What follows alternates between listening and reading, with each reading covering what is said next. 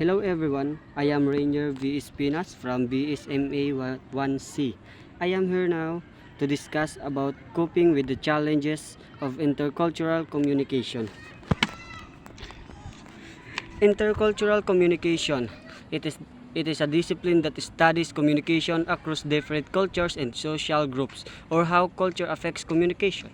It describes wide range of communication process and problems that naturally appear within an organization or social context, made up of individuals from different religious, social, ethnic, and education backgrounds.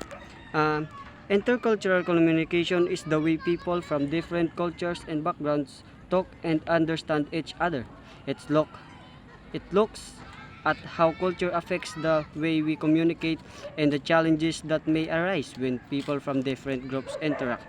For example, in a workplace or a school, people may come from different religions, social classes, ethnicities, or education levels.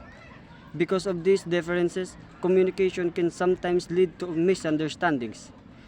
Intercultural communication helps people learn how to respect and understand each other despite these differences. I have heard now the two functions of intercultural communication: the private functions and social functions. In private functions, these are the expressing social identities, the social integration, and the knowledge. Expressing social identity. This means that through communication, people show who they are and where they belong. Social integration. Communication helps people feel included in a community, making it easier to work and live together. Sharing knowledge. It allows people to exchange ideas and learn from another. And for the social functions, there are supervision, socialization, entertainment, and connection between culture. Supervision. Communication help in guiding and organizing people. And in socialization, it helps people from relationship and build connection. Entertainment. People share stories, music, and media, which help them bond and understand different cultures. Connection between cultures. It helps different cultural groups understand each other and work together peacefully. In simple terms, intercultural communication is important because it allows people to interact, work, and live together in harmony, even if they come from different backgrounds. It helps in avoiding conflicts and creating a more exclusive society. And now let's come to barriers to intercultural communication. First, anxiety. When you are anxious of not knowing of what you are expected to do, it is only natural to focus on that feeling and not be totally present in the communication transaction. Anxiety.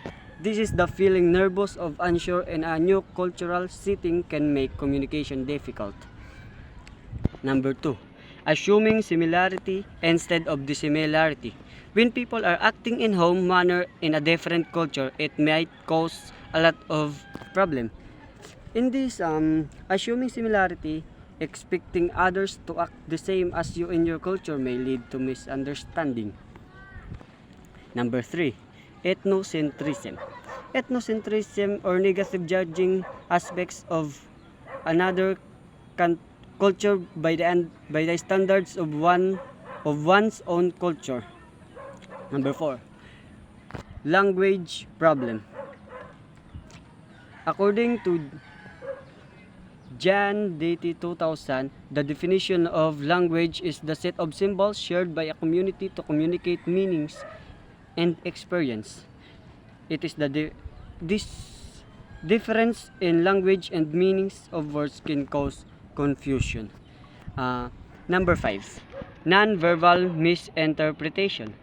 As another barrier of communication, it can be stated that in a conversation, this is more problematic to understand the nonverbal symbol without sharing the some nonverbal codes. Number 6, stereotypes and prejudices. Both of them are to make a judgment about individual according to the group members. Stereotypes are the perceptions about the certain people have particular qualities or abilities because they belong to a particular race, sex, or social class. Prejudices can be defined as an unreasonable dislike and distrust of people who are different from you in some way, especially because of their race, sex, religion, etc. And now, let's go to the 6 fundamental patterns of culture differences. Number 1, different decision making. The roles of individuals place in decision making vary widely from culture to culture. In different decision making, every cultures they have different ways of decisions. Number 2, different attitudes towards disclosure. In some cultures, it is not appropriate to be frank about emotions, about the reason behind the conflict or misunderstanding, about personal information. Number 3, different approach to knowing. Notable differences occurs among cultural groups when it comes to the way people come to know things. Number 4, different communication styles. The way people communicate varies widely between and even within cultures. Across cultures, some words and phrases are used in different ways. Number 5, different attitudes towards conflicts. Some cultures view conflict as a positive thing, while others view it as something to be avoided. Number 6, different approach toward completing tasks. From culture to culture, there are different ways that people move toward completing tasks. And that's all. Thank you.